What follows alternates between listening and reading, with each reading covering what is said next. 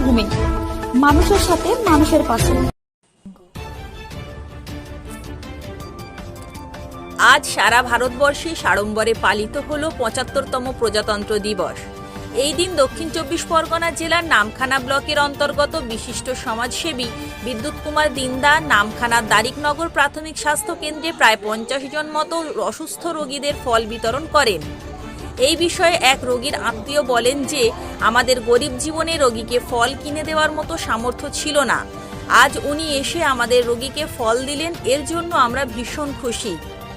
এই বিষয়ে শ্রী বিদ্যুৎ কুমার দিন্দা বলেন, আমি প্রতি বছর প্রজাতন্ত্র দিবসের দিন এই অসহায় রোগীদেরকে ফল বিতরণ করে থাকি।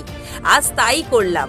আমি আপেল, কলা, শসা, নাশপাতি, বেদানা, আঙুর ও একটি করে বিস্কুট প্যাকেট প্রায় ৫০ জন মতো রোগীর হাতে তুলে দিলাম। ভবিষ্যতেও আমি এইভাবে ফল দিয়ে যাব। নামখানা থেকে বঙ্গভূমি নিউজ টিম।